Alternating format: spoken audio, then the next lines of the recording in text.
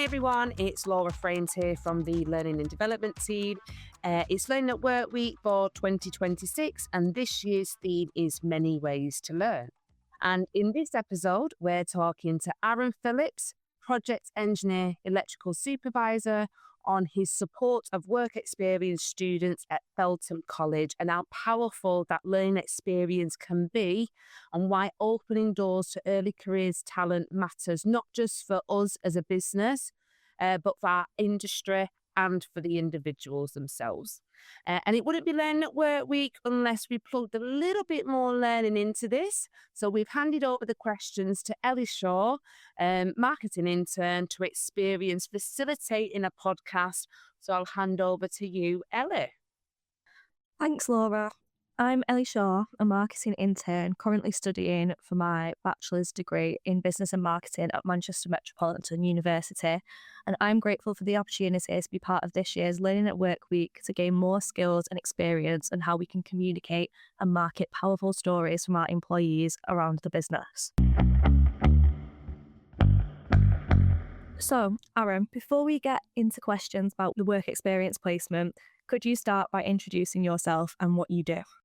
I'm Aaron Phillips, and I'm a low voltage appointed person. And basically, I manage the electrical risk on site. My job is to manage electrical risk and ensure that the contractors we have under us on site are doing their jobs safely and correctly. Typically, my day is filled with meeting other subcontractors, reading RAMs, doing isolations, and ensuring the electrical networks are safe to work on. We were chatting earlier about your career journey and you mentioned you started your career as an apprentice. Could you tell us a little more about that? An apprenticeship, yes. So I did an apprenticeship, done two. One as a mechanic, a car mechanic, when I left school. And then basically I was given an opportunity to do an electrical one, which I did and finished. So I think it's an important route, especially young people that perhaps aren't academic in terms of, some people just don't cope well with exams, constant exams. They have to do a hands-on role.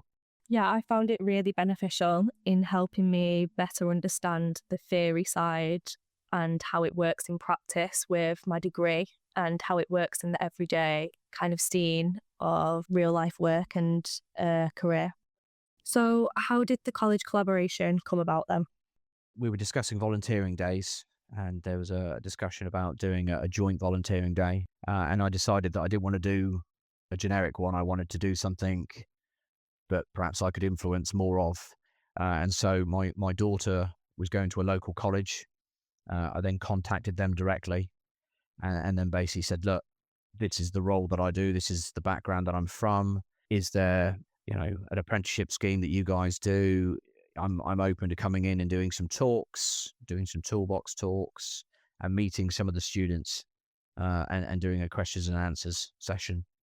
And really just developed from there and grew legs from there, really. What type of activities or tasks did the students get involved in then? We actually engaged with the wider team and we were able to give them a taste, if you will, of other trades, other specialists, security. They were involved in some of that. They were able to, explore some of the or see some of the security rooms from outside the rooms and see all of that. Door entries, construction they got involved in, mechanical. They were seeing how we test CDUs, which is water-cooled systems, and and got them to engage in some of that physically. They had to move some pipes around, which they absolutely loved. It was great. It was nice to see the enthusiasm there. It was what I think for me, what really caught my eye was also how the wider team, my team, it wasn't just the electrical side. It was, as I say, it was mechanical, it was construction, it was security. Everybody was actually very enthusiastic, and they were like, can we do a day with them? We'll show them around. And they were offering to take them around. I'm really interested to find out then, was there any specific moment where you felt like something clicked for a student? I think, we were doing some testing, and where they'd done testing at college, it was very different to how it is on site. It suddenly clicked for them. We were talking through it. We were showing real life examples of doing some testing, And you could see really for all three of them, they were like, well, actually, we're doing testing at college, and now that makes sense. From A to B, you get C. I understand that now. It was great to see it. You were talking through it, and you're like, right, you tell us what you've done at college. They were telling us, and we're like, right, we'll tell you now, real life, how it is. We're going to do it live now, as in it wasn't live, but we were doing the work in a real life situation. And for all of them, the confidence just grew. They were like, right, that makes sense. I understand that now. I get why they were showing us this, and running through the rules again, and emphasizing, the importance of safety again, even when doing testing. This is why they get you to do that. This is why you have those kind of bits of equipment. It was great to see how it just clicked. And Isis, the girl, she really took it on board, and she was like, I can't believe that it suddenly clicked now. So, how do you feel the experience has influenced you or your own role going forward?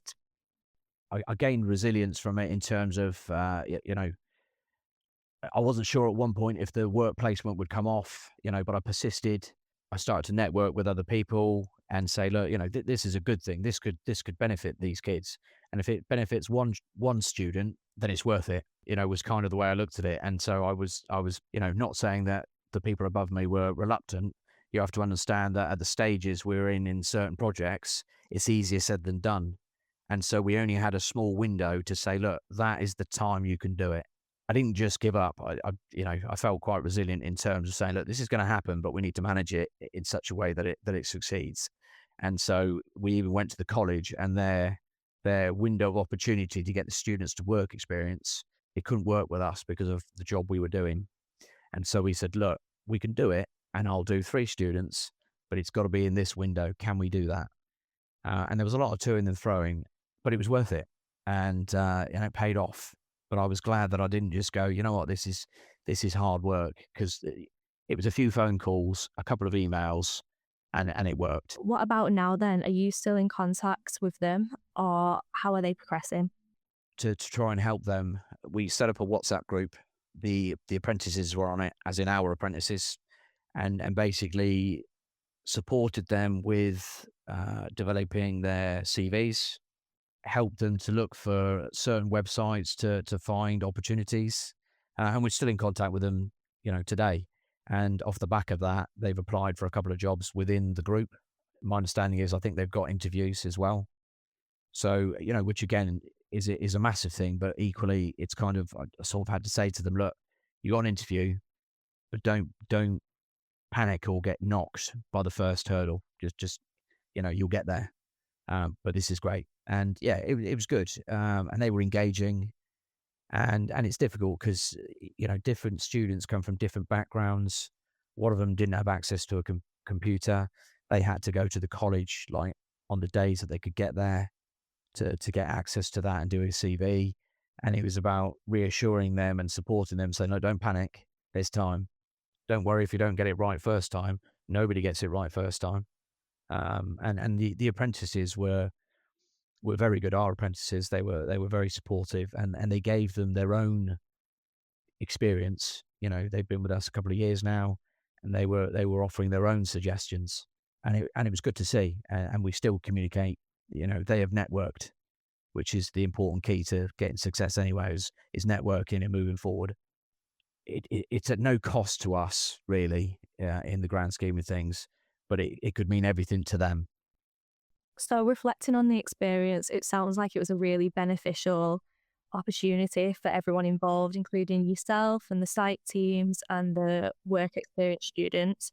So, finally, I guess to close this episode, what advice would you give to those who are seeking work experience opportunities in engineering? Contact everyone. I would just look at what interests you the most. Don't give up. Contact the relevant companies. See what really interests you, but don't be put off by other trades that you think, well, I don't know if I want to do that. You're not just a plumber. The scope for trades is massive. Plumbers, electricians, construction, security. There's so many more other roles within those roles that might suit you. And it's always to look in there and don't be afraid to ask questions. Don't ever be afraid to ask questions. Is there an opportunity? Can I do this? Would you look to give me work experience? If you don't ask, you don't get.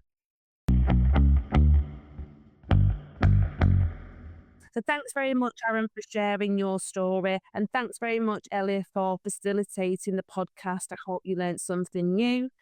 As you've heard, there are many ways to learn other than just formal learning. Those new experiences and on-the-job learning can really help too. Remember, this is Learning at Work Week, so I encourage you to self-reflect on other ways that you can learn. Here's one example from Aaron about one way of learning. But what about you? Remember, you have access to success factors as well to create your personal development plans and development goals.